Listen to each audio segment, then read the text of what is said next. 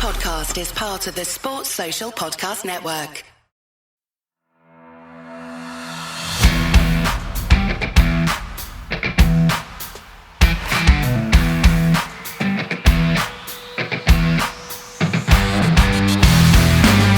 Welcome to the Wrap Podcast, the place to catch up on all the regional and national rugby in Wales.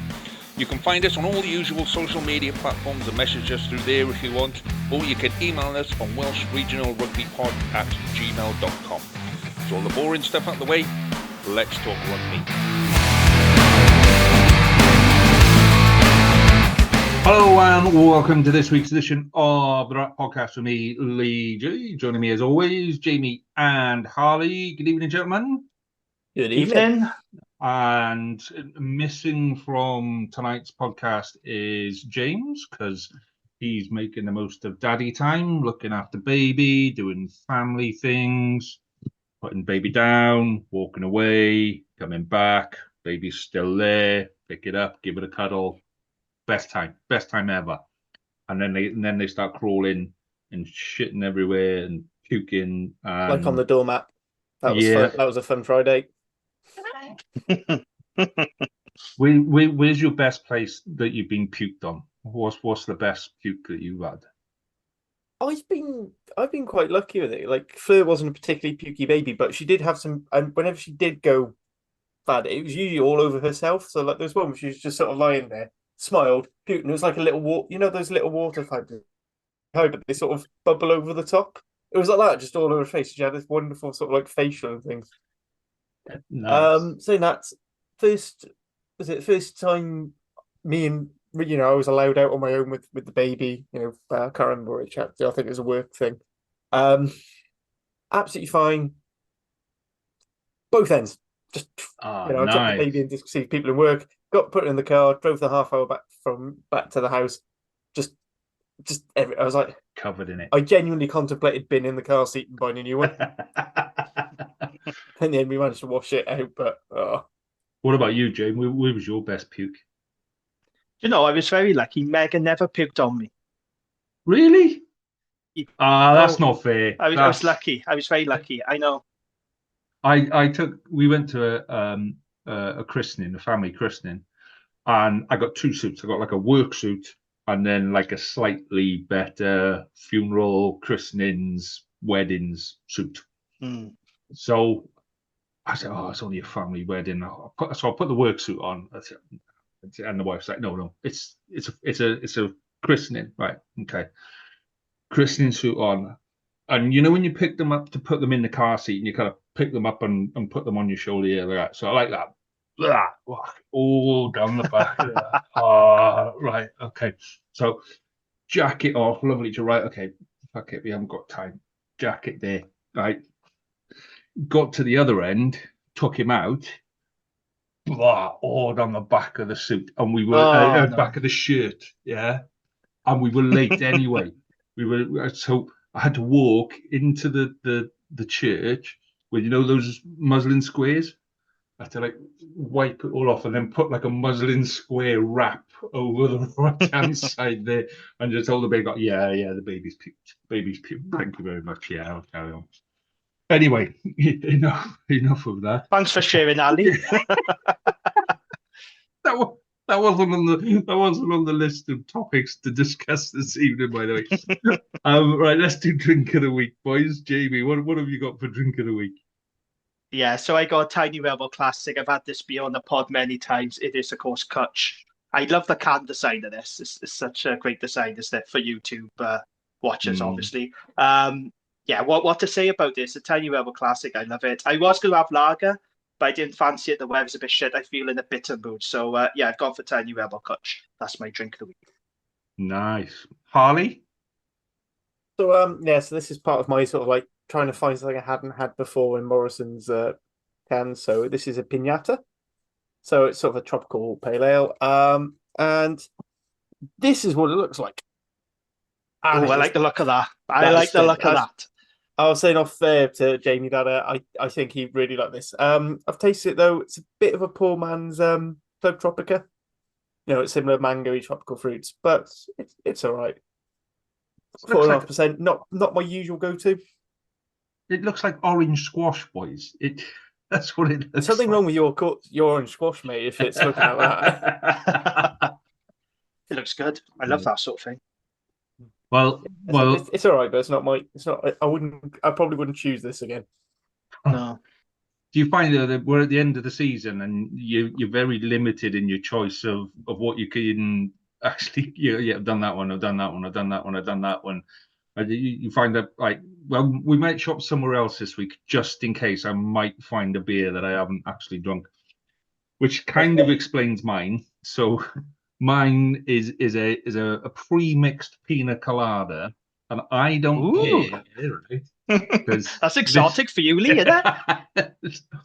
So I really do like a pina colada, and when they come in, you can. This is a thing from Tesco's, and yeah, it's like being back in Mexico, and I can just sit there, watch the sunset, and I go, oh, fuck it, I don't care.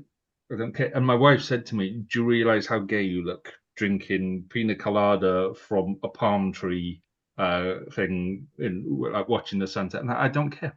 I genuinely don't care. Question me as much as you want. I'm having a pina colada out of a giant palm tree. Fine. Let's end the season, boys. And it tastes like pina colada, is what it tastes like. So that's my favourite cocktail. Yeah. I love a pina colada. That's my favourite cocktail as well. Yeah, used to have the in Mexico, just crushed ice with just almost like a slush puppy pina colada. Oh, minted. Anyway, news desk. Let's do rugby stuff quick. News desk. News desk. Right. Let's start with some breaking news then that happened just before we came on here. So Mason Grady has signed a new deal with Cardiff.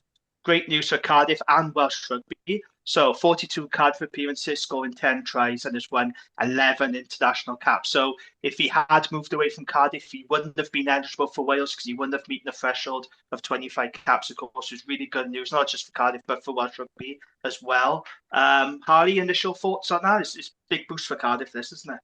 Well, for the audio only listeners, I spent about the last 10 seconds whilst Jamie was doing that news just waving my arms in madly because I'm so happy. We have a midfield we definitely have a midfield for next season. So that's the first prospect. But also, we're sort of building a game plan, and Grady was a player that when Matt Shep was on the Central Pod, he name checked quite a few times. So I think he's a key part of his plans moving forward. So I think if we couldn't have retained him, that would have been a huge setback for us. Give us some go forward in the midfield. I think he's probably not. He hasn't quite in attack. At least he hasn't quite moved to 13 as well as we'd like, particularly how well he played on the wing. But his defensive work at 13 has been getting better each game, which is great. It's great. He's still a young guy. He's got plenty of time to learn. Hopefully, we won't end up with years and years of Lee's rants about how we can't defend the 13 channel like we've had with a certain Mr. North. I think Grady's quite decent at 13, to be honest. I genuinely do. He does have a brain about him that kind of goes. He does look beyond that first line of attack, and it does take time to develop that. It takes time to get into that defensive system. So that was going to be my question to you. Do you play him at 13 or do you play him at 11 or 14? Yeah? Where'd you play him? That's the question, isn't it? It's a bit of a complicated one. I think for Wales, he's probably, unfortunately, I think we might have to play him at 13 just because of the lack of other options. But I'd probably be playing him wing for Wales, but for Cardiff, just keep playing him at 13 because the more game time him and Ben Thomas are going to have at 12 and 13, the better they're going to get as a combo.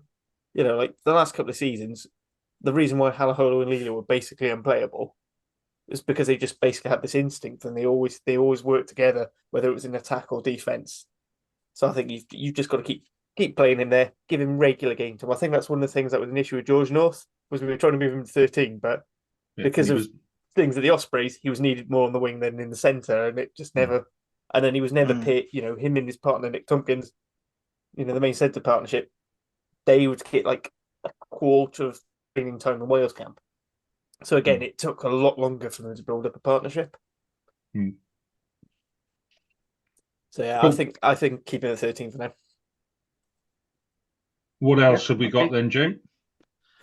More good Cardiff news. So Alan Lawrence has agreed a new long-term deal with Cardiff. So if you remember, he was released by Cardiff, he went to Jersey Reds, didn't he? And then he returned back to the club in November following the demise of Jersey Reds. He had a short-term deal to begin with that was going to expire at the end of the season, but he's now put pen to paper to remain at his home club. He's had some really good appearances, especially against the Sharks recently as well. So that's good news for Cardiff fans. I know there was a big clamour from the supporters about getting him signed to a permanent deal, and they've done that now. So that's good news for them. And then listen to the Scrum 5 pod today, and Matt Sherratt said that Callum Sheedy's injury is not as bad as it looked. So the fly-off is expected to make a full recovery in time for next season. Sherratt said it's not like an ACL or anything like that. It's probably going to be like an 8-weeker. So everything will be fine for next season. So he should be fine for the start next season. So that's a big boost for Cardiff, because that looked like a very nasty injury, didn't it? But no, he is going to. Yeah, it's looking like potentially 6 months. But it's like, not going given to be how as bad. Cardiff's fixtures go, we get front loaded with easy fixtures. So actually having as good a squad as possible for the start of the season is really important. Is probably more important for us than a lot of other teams, because we don't, otherwise, our must-win games are basically always at the start, and then it's almost bonus territory. Like I said, it'd be nice going away to Shah. It's nice going away to Ulster and Edinburgh and places like that without needing the win. Whereas, that's sort of the shit creek we've been up this season. Indeed. Okay, so that's all the good news from Cardiff fans. Staying in the East with the Dragons. So they've confirmed that forwards coaches, as expected, of course, Luke Narraway and Methven Davis are leaving at the end of the season. So Sam Hobbs, who has been the Dragons Academy head coach and the forwards coach for Newport IFC and the forwards coach for Wales under-20s, is expected to be named Dragons' new forwards coach. And then today they've announced that they're going to have a pre-season friendly against Bristol at Clifton RFC. So that's going to be on Friday, September the 6th. Kick-off 7:30 p.m. Tickets will be available on the gate, £10 for adults and £5 for under 12s. That's good value, isn't it? Might be worth going along to that one, I think.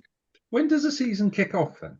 I thought it was first weekend in September, but I got that wrong, obviously. It'll be first or second week of September this year, because now we haven't got the World Cup in the way. So hopefully it should be a little bit more, everything should fall a bit more normally. Yeah, absolutely. Right then, Scarlet's news. Hello, is it me you're looking for? Yes, said the Scarlets. So they have signed Welsh qualifying Nottingham fullback Ellis Mee. The 20-year-old who can also play wing was named Nottingham Player of the Season in his first season in the Championship. That's an interesting sign, isn't it? And today they've announced the sign of highly rated, not the words of Wales Online, the words of the Scarlets, highly rated Australian lock Max Douglas. That's a running joke. In case anyone's wondering, that's a running joke with us lot. 24 years old. He stands at 6'7", big guy. Completed his second season with the Yokohama Cannon Eagles in Japan. And he will compete with the Tongan pair of Sam Lowsey, Fifita, along with Morgan Jones, Jack Price, and Alex Craig for a place in the Scarlet starting 15. That's some pretty good depth they got now, the second row. What do you make of those signings then, Lee? Yeah, I mean, fullback, we are a little bit light, given that we've released 2 internationals over the last 2 seasons and not really filled that with any great depth. So it's good to see younger players coming through. Yeah, and second row is part of where we've struggled. It allows Fafita to focus on back row. We'll probably see Lowsey slipping into 6 more often now as well when we need to, when we're up against some big bulky teams. So yeah, it's front row is where we're weak. That's where the real deficit is at the minute. So yeah, I don't really know much about them, to be honest, because it's not like they're big names, but that's the situation we're in. It's about finding players who might not have that massive price tag, but if they come in and they give their all, then they'll get 100% support from all of us. So yeah, good to have them on board. Good to have anyone on board at the minute. Yeah, absolutely. In terms of the Ospreys, there's not a lot of news. Lance Bradley was on Radio Wales last weekend, and he basically confirmed what we already knew, that it's going to be between Swansea or Bridgend for the Ospreys' new ground. He said they aim to move from the Swansea.com stadium in time for the start of the 2025/26 campaign. Bradley says a final decision will have to be made reasonably quickly and will be taken by the Ospreys board, with the chief executive compiling a list of pros and cons of both options and making a recommendation. And he said either option would be good.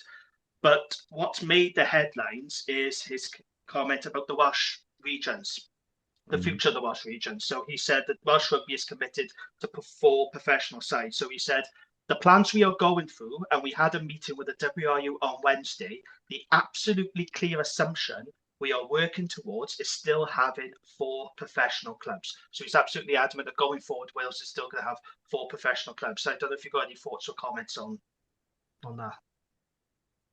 I have, but I'll let Harley go first on that. No, first of all, I don't know which bit we want to discuss more about. Discuss first whether we want to talk about the Ospreys brand. My only real thought on that is Swansea is probably the most obvious thing, being sort of the large population centre of that region. If you move it to Bridgend, it's too close to the Cardiff, and then we're just going to be hearing merger talks every other week, as opposed to every third week, and I can't be asked with that nonsense. As for the 4 regions, I think it's good to hear that at least all the CEOs and chairs of the 4 clubs are keen to keep 4 regions. As we discussed last week on the pod, I feel like Nigel Walker was sort of pressed into that, saying, "Oh well, all options are on the table," because all options have to be on the table until they're officially ruled out. I wish they would just rule out, just to say, no, we've just got to go on the assumption we're not dropping one, and just say, look, we can't. It's just too complicated. All the businesses trying to untangle a mess. I'm still very cynically of the opinion that they're purposely trying to wind us all down and just see who breaks first. By making these funding decisions late. But I think until the regions can operate without any money from the WRU and that becomes a bonus, we're always going to be in this hand-to-mouth thing. The problem is that money is for us running their academies and regions and for Wales players. Whether you think the system's fair, being done fairly or not, that's basically what they say the money's for. It's supposed to be a payment for services. And a lot of the arguments are, well, the regions keep providing their services, we keep putting up academy teams, and we keep providing players for Team Wales, and they have all the access they could possibly want. Sometimes very much to our detriment. For the nonsense of, Pivac taking all three senior loose heads from the Ospreys. Gatland routinely takes two loose heads or 2 tight heads from the Scarlets, plus their both 2 sets of starting halfbacks. It's proper shitty, and you can tell it's just sort of they don't want to make a difficult decision, so they're trying to make us do it for them. Yeah, frankly, every time I talk or think about this nonsense, I get just depressed, to be honest. Let's be fair, I'm a Cardiff fan. It's been bad enough season as it is without having to talk about this shit. Lee? So, yeah, I mean, on the first one, Swansea is the obvious place, but the travel to Swansea needs to be massively upgraded, as does the travel to the Scarlet. Both stadiums, the train station is the other end of town, and it's not convenient for fans to just arrive, a couple of pubs, and all that kind of stuff. So it will happen. I think Swansea is probably where it's going to end up. There are issues in terms of the geography of that particular site, but there isn't a better option at the minute. They said that when they knocked down Morva, why they rebuilt it the way it did. They did when they rebuilt Morva as the Ospreys Stadium. I don't know, but yeah, I can see them coming to Swansea, but there needs to be a lot more investment in Swansea and Llanelli in terms of let's get more people on a train to the game rather than everything else. Well, even the buses that the Scarlets put on, that's quite helpful. So even if they're doing a shuttle from Swansea Station. Yeah, it is. One good thing is Swansea City Council seem really keen to say that they're interested in it as a partnership for their bid. Yeah. So hopefully that will help with that sort of thing. Well, speaking as part of Swansea City region, I'm going to not say anything. So, and how much of the fun local politics of council? Exactly. When it's a big team, they usually will do a little bit. Well, they'll say that Yeah, it is. Cardiff's experience with the city council there is Well, an interesting one. Part of the whole Swansea City. We're part of the Swansea City funding area, and we get. I go to Swansea now quite a lot, and the amount of development in the last 2 or 3 years since the Swansea City deal, massive. The amount anywhere else, maybe not so much. So yeah. Anyway, and then 3 regions, 4 regions.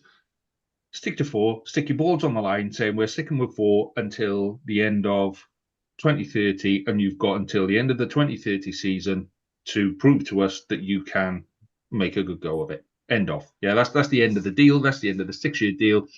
We'll review it at the end of 2030. Nothing changes till then. Yeah, and boom, that's what it is.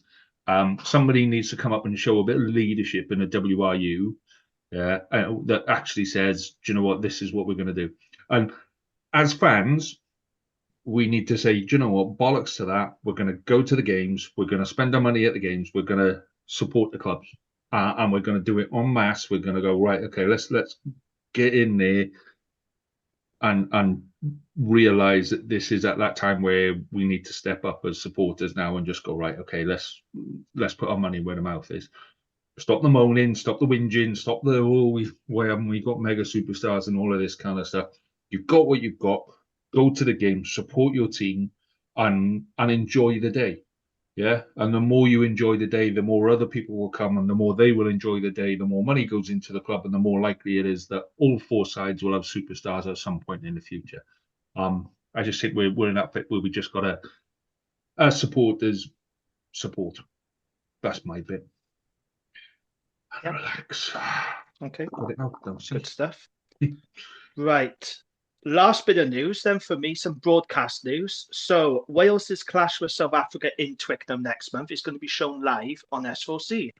So S4C has secured exclusive coverage of the Springboks clash, whilst they'll show highlights of the 2 matches against the Wallabies. Sky Sports will have live coverage of those games. It will also broadcast live coverage of Wales women's crucial match against Spain on June the 29th, as Johan Cullenham's side look to qualify for the WXV2 tournament in South Africa this autumn. So it's going to be on free-to-air. Don't need subscription. That's good news for those who don't have any subscriptions to sports channels. So good work, S4C. I don't know if it's English subtitles. They haven't, English language commentary. They haven't clarified that. But the good news is, for those who don't have subscriptions, it's going to be on free-to-air. Yeah, absolutely. Is that it, James? Is that news of the week done? That is all the news done. Yes. Oh, fantastic. Have we got Wales win their fixture against Spain? I know. I mentioned that. Are you asleep, Holly?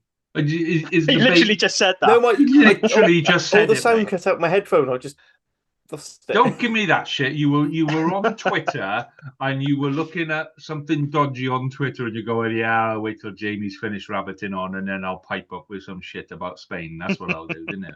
Yeah. Caught out again, man. Right. Let's move on. Before we move on to rugby stuff, now those of you watching on YouTube will notice the t-shirt, the Manscaped t-shirt here.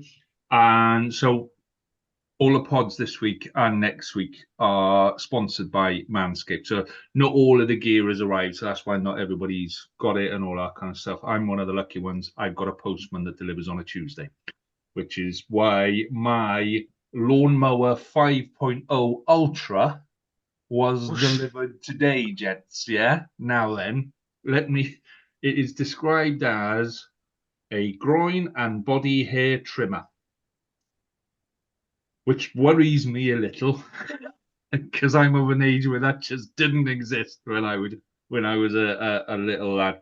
So yeah, it's got a load of crap on the back there. So I thought, what I do, you've seen it on YouTube where they do let's open it and all of that kind of stuff. Yeah, genuinely, like closed box, and that's how you open.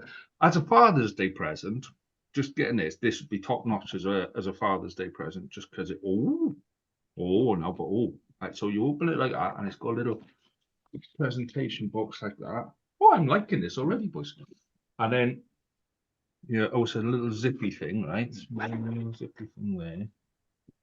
And then this is your trimmer. And in there, boys. And that's your... Oh! Oh, stop. Stop. Oh, it's got a light. Oh, stop. There we go. So that is the lawnmower, and you got some like other stuff in here and like attachments and this, that, and the other. I have not got a clue what it is for. I am not of the generation that does this, right? So check back with us next week, and I will give you a full review of what the Lawnmower 5.0 Ultra can do, what it does do, what it doesn't do, what it's good for. And if you're looking for a Father's Day present, then we'll give you a 20% discount voucher off. Which, if you want to go onto it now, just write this down. It's called Rugby Balls is our voucher code and all of that kind of stuff. You put that in, that gives you 20% off. But I'll share all of that on socials later in the week when we've all got some stuff and we can do some fun. James was a little bit worryingly excited about this being delivered. I'm genuinely concerned about what James is going to shave, what James is going to do on social media, and just how graphic that is going to be with James on there. So anyway, that's Manscaped sponsors for this week and next week. More stuff coming next week. Okie dokie. Let's actually talk rugby balls. Let's talk Judgment Day, gentlemen. We have reached the final round of the season. We're at the sexy place where it's just Scarlets and Dragons.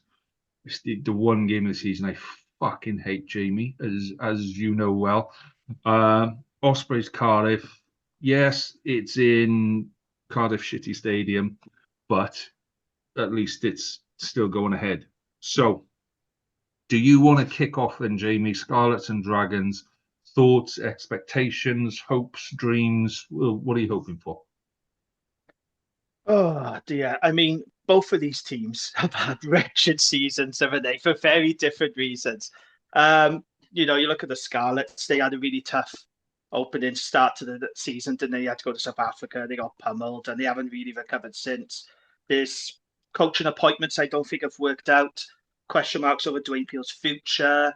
A lot of criticism about the running of the board. I know they've had a reshuffle now of roles, and supporters have said it's like reshuffling the deck chairs on the Titanic. So they've had a very tough season. The Black Lion lost at home, becoming the first Welsh region not to pick up a single point. It's been a really tough season. I'm sorry to James. I just bring up the facts. This is from the balanced one, mind. You know what? Yeah, I was thinking we'll You're supposed to be the balanced one of us all. I thought we'll have I am the balanced one. I'm giving you facts, boys. If what I'm saying is not wrong, is that I'm giving you facts. I'll talk about the Dragons in a bit, but I'm just saying that these two teams have had really tough seasons. So yeah, it's been I need more pina colada, man. Jesus, carry on. I'm sorry to bring it up, but the point was, it's been a tough season for the Scarlets. As for the Dragons, it's been the same old story, isn't it? We're hoping they kick on. The reduction in budgets on a level playing field, we're all hoping the Dragons can kick on a little bit and try and narrow the gap between the other teams. It hasn't happened. Missed opportunities this season. We've got to look at the games we played against Edinburgh at home, Cardiff, Connacht. Those were winnable games. They win those games. That would have given them, 6 wins in the league. And then you got Europe, missed opportunities against Po, missed opportunities against Zebra, could have and should have been in the last 16 of the Challenge Cup. It hasn't happened. Going into the season without a defence coach was always going to be a gamble. Unfortunately, it hasn't paid off. It's just been missed opportunities, the same old story, isn't it? Weak scrum, compounding errors.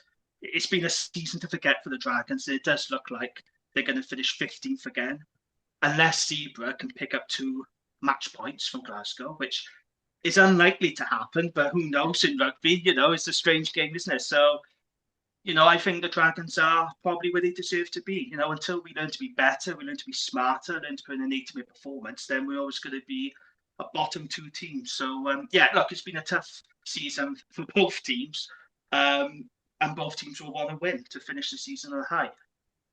So, I don't think Dragons got anything to fear.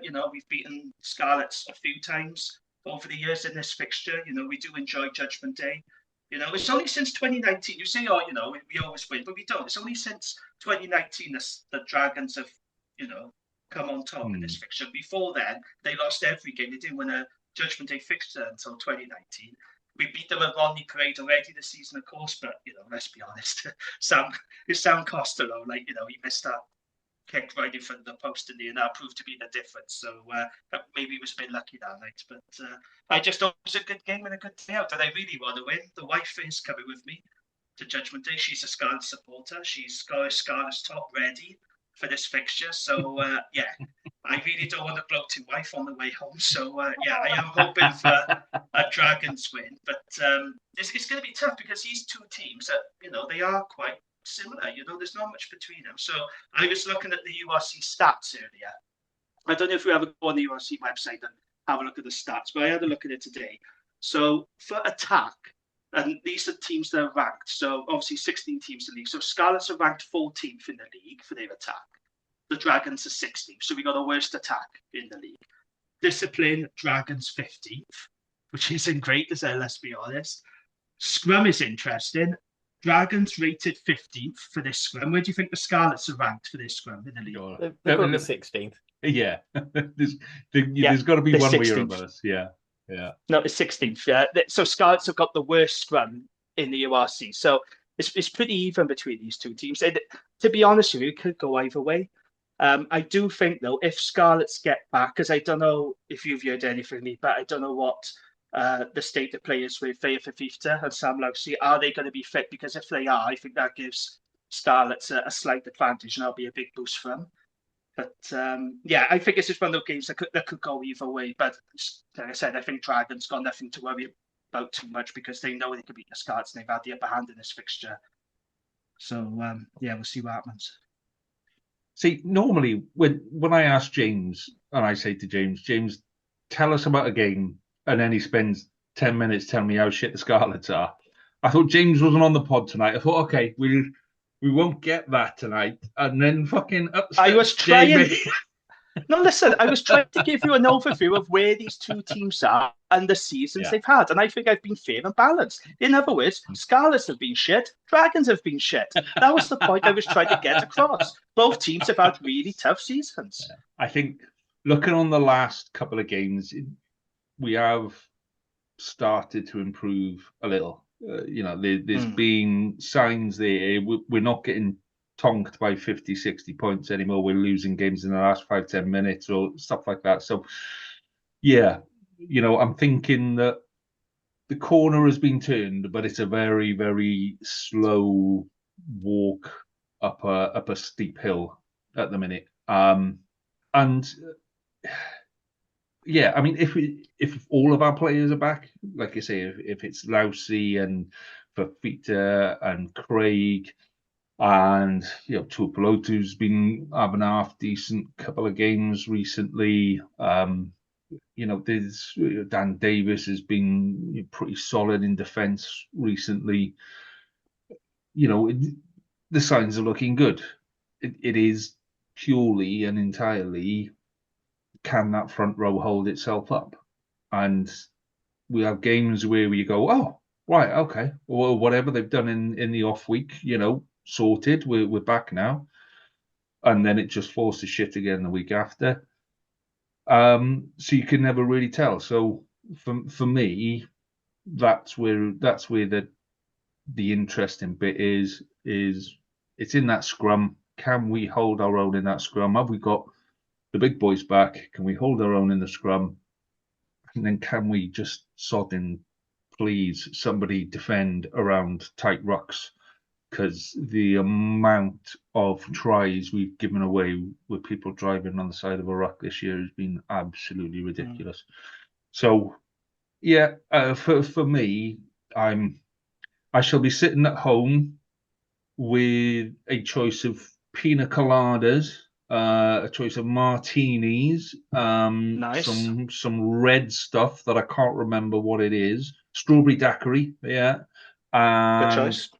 There's a mango something as well that's just lined up ready for Saturday. I've already discussed with the wife, how certain housekeeping tasks can wait until Sunday.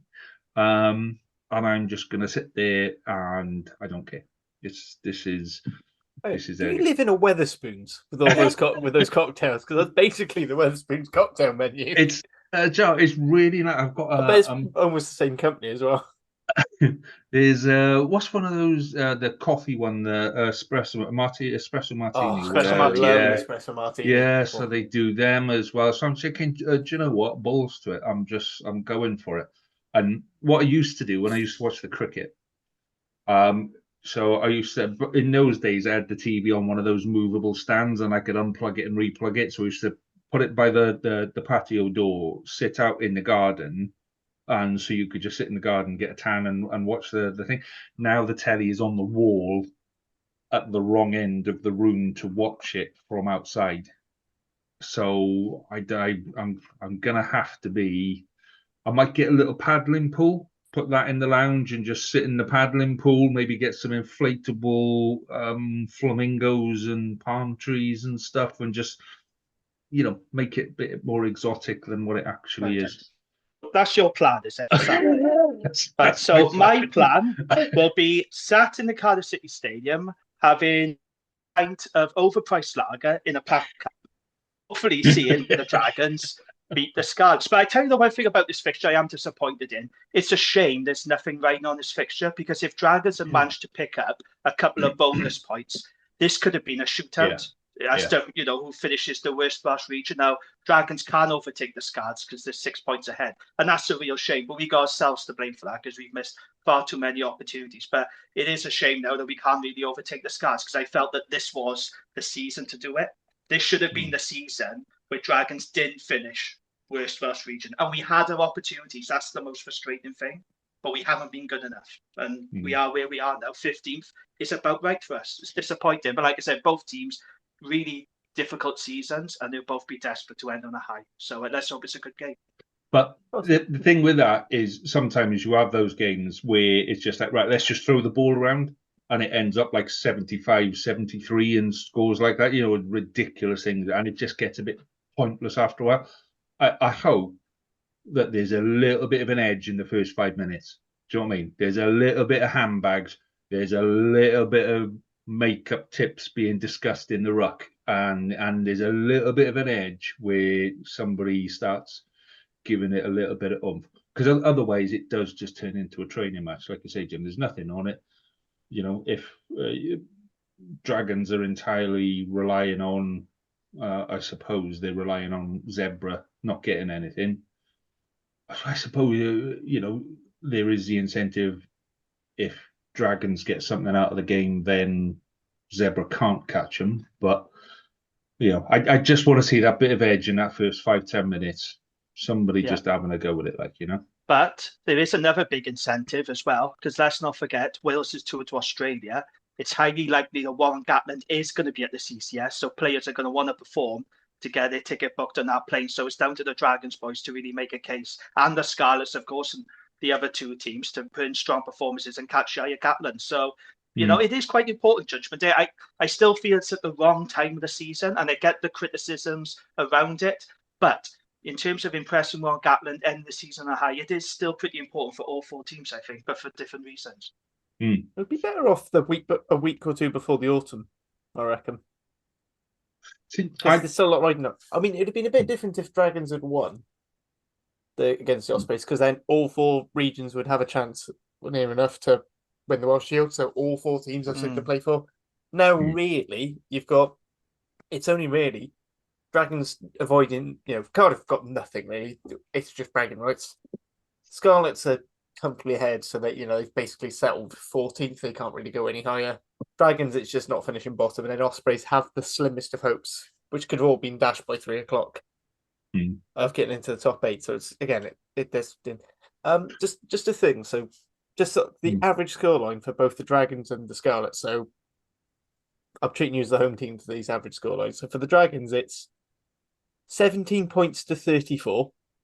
And for the Scarlets, it's 17 points, but to 33. So according to according to average scores, it's a very close game. Mm.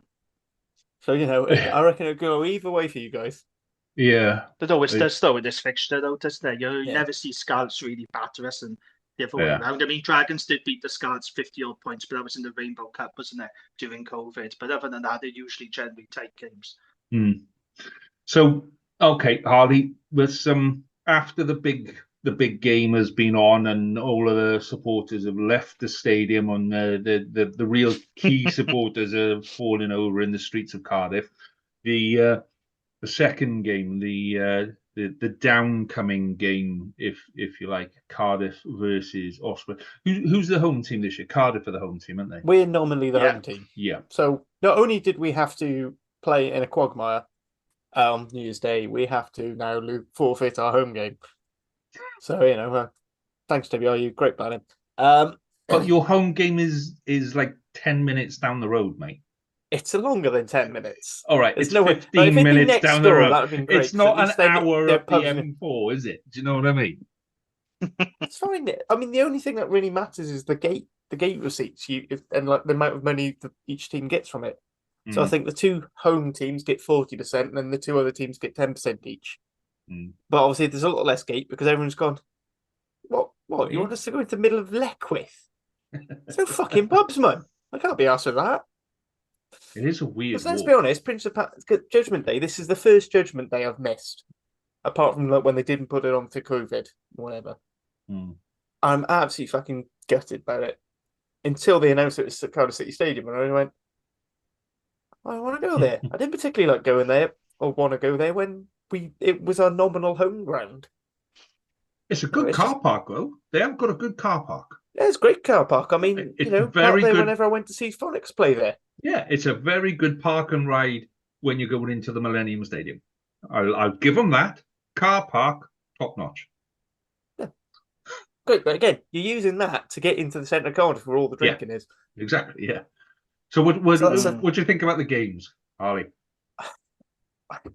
It's an interesting one because I always feel like Cardiff play a little bit better because it's usually drier conditions and allows us to play our game, and it nullifies Ospreys a little bit more. But Ospreys has started to learn how to actually pass the ball beyond 12, which is passing to 10, but it's just Kieran Williams standing in for crack. But I think they're two teams who are knackered and battered, and there's nothing really on the line of it. Realistically, Ospreys aren't going to get 8. Even if Booth on the Scrum 5 podcast is saying, "Oh, I'm not going to tell him any of the results," it's like these games are going to finish 2 hours before we kick off. They're going to know. Like I can't see it unless he somehow. I'll say that the signal in the Principality shit. So maybe CCS. Yeah. But I know it's in City Stadium, so it doesn't really matter. Yeah. But I don't know. I don't know what's like in Leckwith, to be honest. I don't know. I think because if Cardiff win, we're gonna have all the same Ospreys fans going, "Oh well, Beard was injured, so and so was injured. Oh, blah blah blah blah blah." And if Cardiff lose, we'll have Cardiff fans going, "Oh yeah, but this we haven't had Thomas Young. He was injured. Thomas Williams is injured," and it's just like, oh, it's just gonna be bad vibes. I'll be honest. I'm looking forward to getting the smoker out, doing a big barbecue for the family. So you got the in-laws and stuff coming over. So I probably won't watch the game till Sunday because I have, as I said, this first Judgment Day I've not gone to, and I've never been less excited for one. So I'm just not bothered at all. I want the season over. Here's a question. A shit season as a Cardiff fan. Here's a question, right?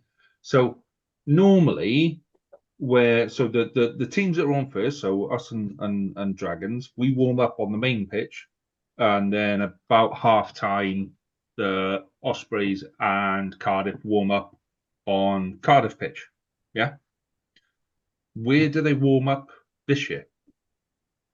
In the Mamas and Papas. No, there isn't. There is. I presume there must be a training warm-up pitch or something. Yeah. Is the athletics? The athletic field's not too far away. Yeah, that's like 5-10 minute walk, but they're not going to fucking walk up. Like you do in school, where your school pitch is like down the road and cross over and catch a bus, and then it's 10 minutes up the hill. You forget what Cardiff were doing when they first left the Vale, like they left the Vale or wherever it was. When they were training up there, and they would basically like they'd get segways or electric scooters up to Sapphire Gardens to go train on there from Cap, and then back down again. So properly playing the home advantage. You've got to train in our conditions as well. Yeah. The gym will basically be someone's home gym they've managed to ship into the back of the Land Rover. It does. Judgment Day isn't always popular, though, is it, with supporters? No. Because I know the regional diehards, they've never liked Judgment Day because they complain about losing a home game. And again, I get it. And the criticism about it being in Leckwith, again, I get that. It's not going to be ideal that we're going to have to, drink in a city centre and walk down to the CCS. It's not that far, but it's like you're going out your way, whereas it's in the Principality Stadium, you fall out of a pub and you're in the stadium. So it's just big step here. I think, exactly, yeah. I think Judgment Day, though, it is what you make it. So I am looking forward to Judgment Day on Saturday, because I was umming and ahhing about whether to go, and I said to you boys, I really don't know if I fancy it, but I'm looking forward to it now, because obviously the missus is coming with me. James is going to be there, so I'm going to meet him.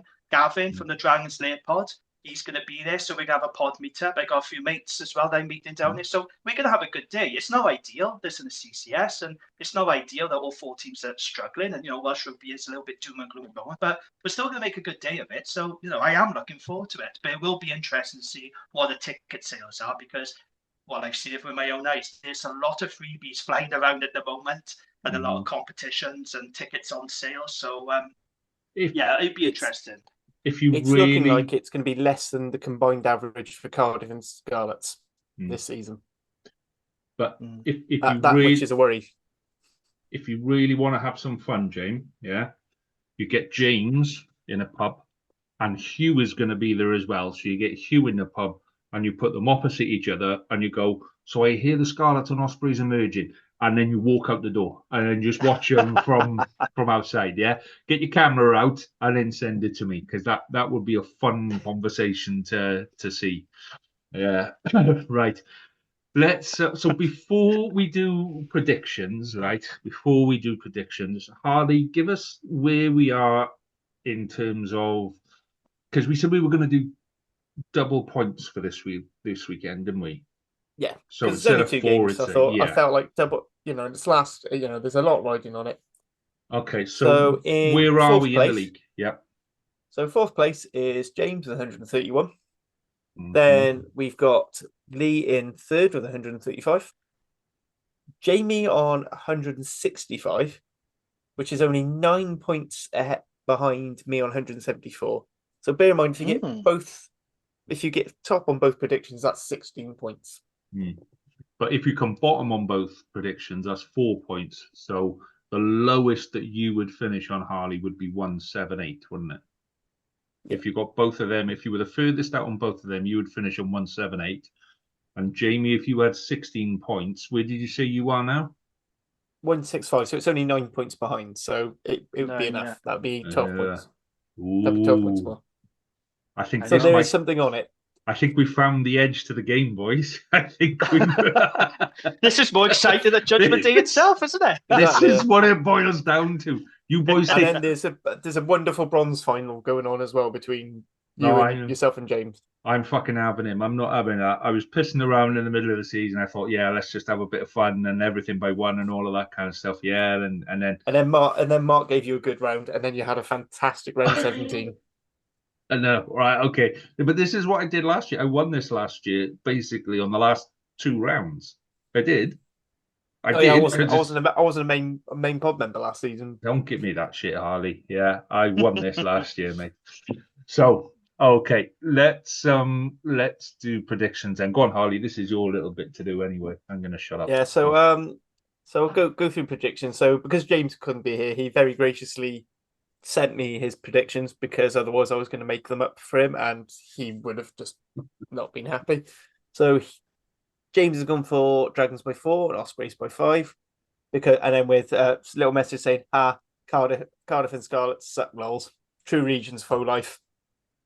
Exact wording of the message. That's such a James comment as well. So Lee, you've put yours down. So do you want to go through your two predictions, then we'll go on to Jamie? Yeah, so I'm gonna go Scarlets by 8.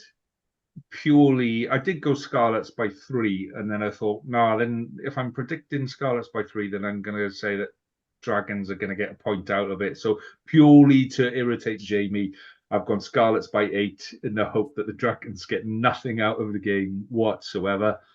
And similarly, Cardiff Ospreys, yeah, I've gone Cardiff by 15, purely just to irritate Ospreys listeners and just to go, they're never going to do it. Yeah, I think that Cardiff will put at least 15 more points on you because you've got players injured, you're tired, you played more games, blah, blah, blah, blah. Fuck off. I think Cardiff are going to actually turn up on Saturday in the Ospreys. Well, simple as that. So that's my two. Yeah, before we go on to James' prediction, Lee, you're on the spreadsheet, so you can see. So you can see that I've put my predictions in. So I'm not changing them just to try and game Jamie here. So Jamie, what are your predictions? My predictions. I'm going Dragons by 2. I'm going Dragons just about edge it. Lee, when was the last time Scarlets did? When's the last time the Dragons did the double over the Scarlets? Do you know this? 1850. No, I don't know, James. We weren't existed then, mate. It was in the Only going Magnus 20 League years, mate. era. Magnus League era. Wow. Yeah. So the last time that Dragons did the double over the Scarlets. Well, that'd been the season you came like second or third or something. Was it that season?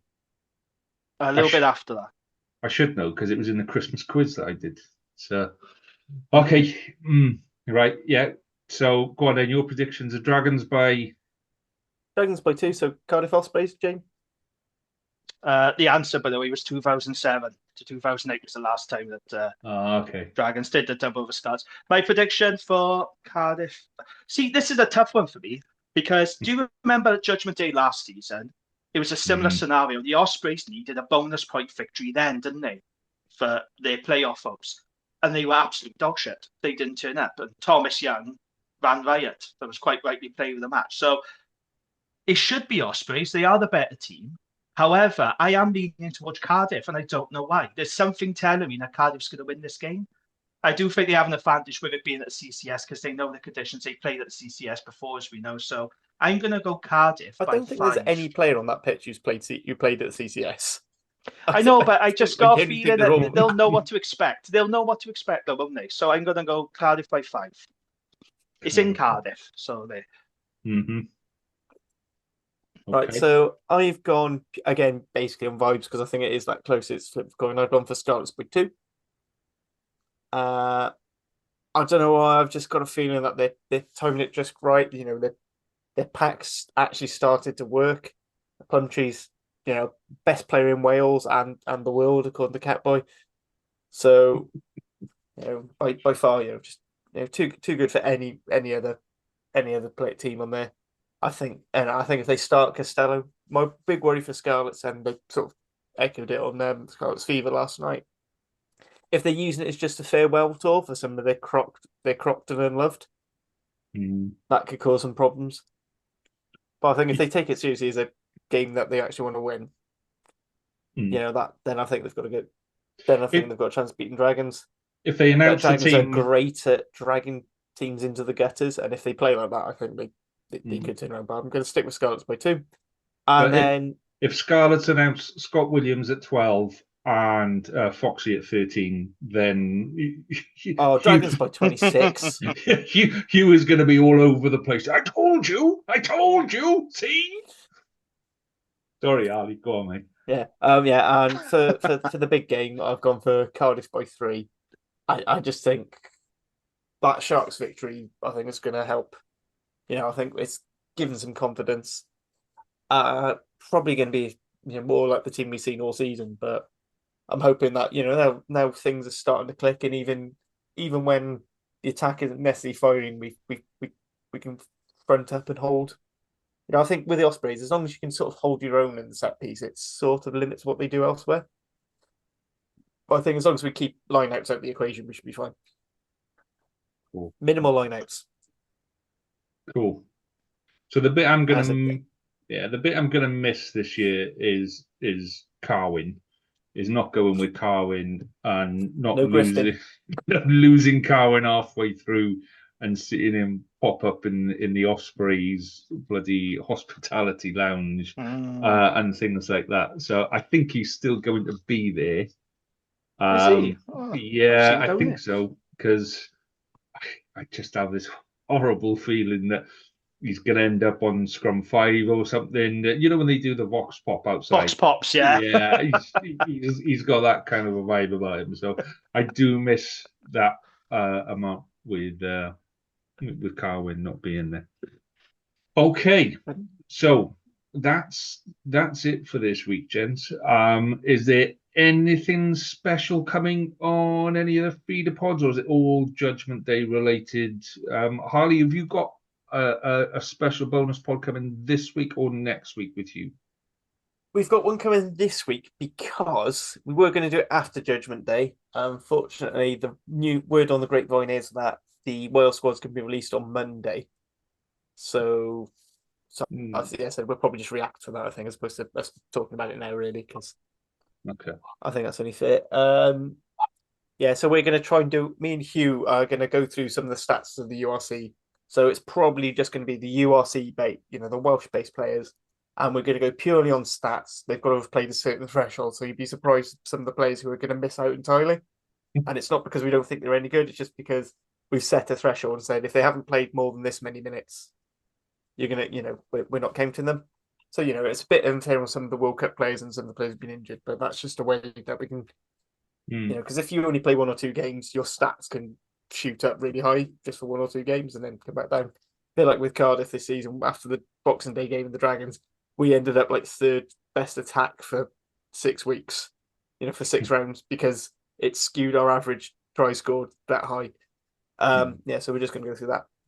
Cardiff Central Pod, so it's going to be just me and Dan this week, but we're going to announce our end of season awards, which is far more important than the actual Cardiff Awards. This is the Dogs Bollocks Awards. This is where these are the inaugural Cardiff Rugby the Awards.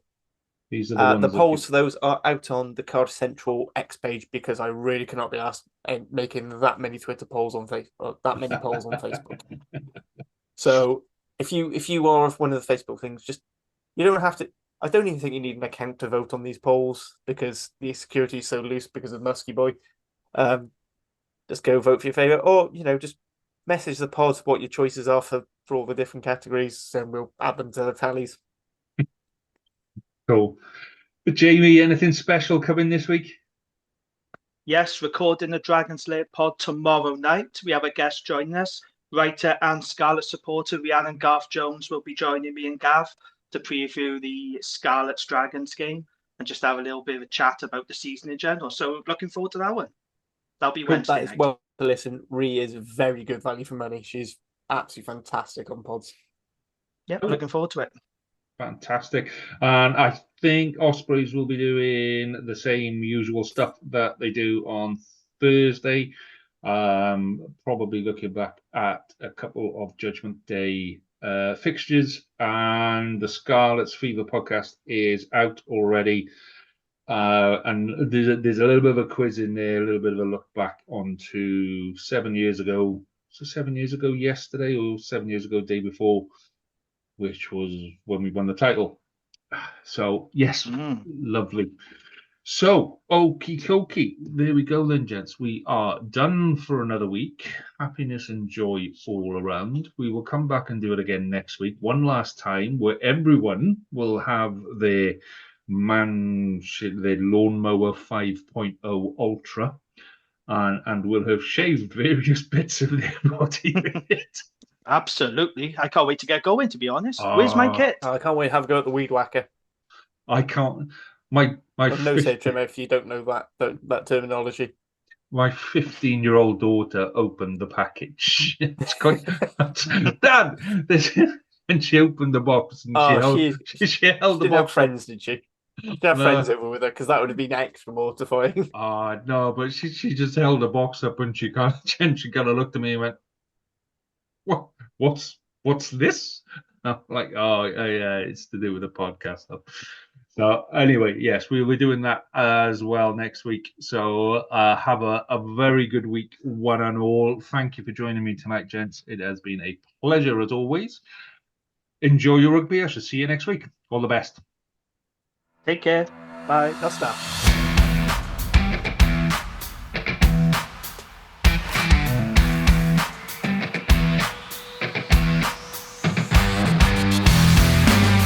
Thank you for listening to the Rap Podcast. We hope you enjoyed listening as much as we enjoyed recording it. Please do rate us and tell your friends, as it really helps us to grow and get better. We'll be back next week with more of the same, and until then, enjoy your rugby.